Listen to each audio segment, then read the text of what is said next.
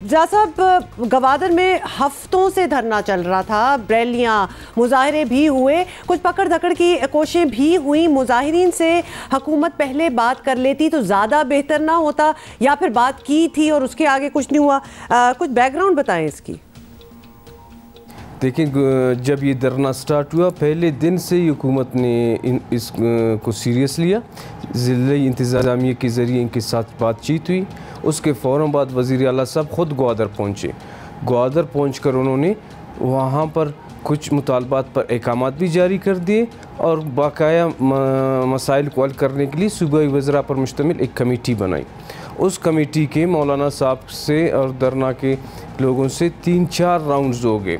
जो आखिरी राउंड हो गया तो हमें इत्तला दी गई कि मौलाना साहब के अक्सर डिमांड मान लिए गए और मौलाना साहब एहतजाज ख़त्म करने के लिए एग्री हो गए और मुज़ाकरात करके एहतजाज ख़त्म करने का ऐलान किया जाएगा। लेकिन बदकिस्मती से वो ऐलान नहीं हो सका।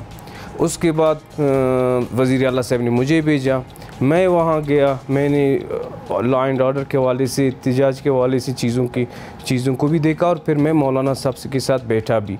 मौलाना साहब के साथ मैं बैठा। मौलाना साहब के 19 डिमांड थे, जिनमें से 16 डिमांड उसी वक्त हमने मान लिए थे।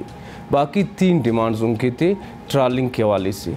ट्रालिंग इस तरह एक माफिया है, जैसे यहाँ करप्शन के माफियाज़ हैं, यहाँ जो है चीनी चोर माफिया है, आटा चोर माफिया, इन सब को एक रात में कंट्रोल नहीं किया जा सकता है।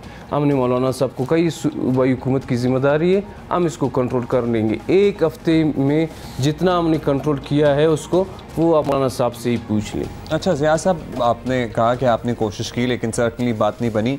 अब वज़ीर आज़म की बड़ी वाज़ेह हिदायत हैं बलूचिस्तान हुकूमत को कि आप गवादर वालों के मुतालबात मानने भी हैं, उन पर अमल दरामद भी किया जाएगा। क्या उम्मीद रखी जाए? कम अज़ कम ये गैर कानूनी फ़िशिंग वाला मामला तो जल्द हल हो जाए ताकि इनके बच्चों को जल्द अज जल्द रोज़गार मैसर आ सकें। कोई डेडलाइन, कोई तारीख, कोई हिकमत अमली बता दें आप इसके लिए, क्या अपनाएंगे?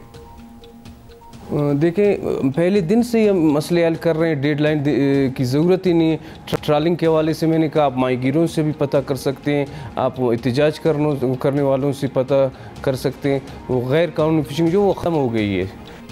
अच्छा, एक और चीज़, और ये हम आपसे पूछ लेते हैं कि इस मामले के साथ साथ ही बलूचिस्तान में एक बड़ा वीडियो स्कैंडल भी सामने आ चुका है। बहुत सी मुतासरा ख़वातीन ने हिम्मत की और ख़ुद सामने आई, लेकिन बलूचिस्तान हुकूमत बाअसर मुल्ज़मान पर हाथ डालने में अभी ऐसी हिम्मत नहीं दिखा पाई। तो क्या एक्शन लिया है? आपको मालूम है कि स्कैंडल की बात हो रही है, तो इसकी क्या फर्दर डिटेल? पूरा पाकिस्तान इस केस की तरफ मुतवज्जे है इस वक्त। जी, पहले दिन से जब हुकूमत को इनका पता चला, इनके ख़िलाफ़ शिकायतें आई, फ़ौरन एक्शन लेके 2 भाइयों को गिरफ़्तार किया गया है। उनसे चीज़ें पकड़ी गई हैं, उनके मोबाइल फ़ॉरेंसिक के लिए भेजे गए हैं, उन पर तफ्तीश जारी है। एक लम्हे के लिए भी गिरफ़्तारियों में देर नहीं कर दी गई है। तो बलूचिस्तान एक कबायली माशरा है। पाकिस्तान हमारा एक ऐसा पूरा माशरा ऐसा है कि हम ऐसी चीज़ों का सोच भी नहीं सकता है।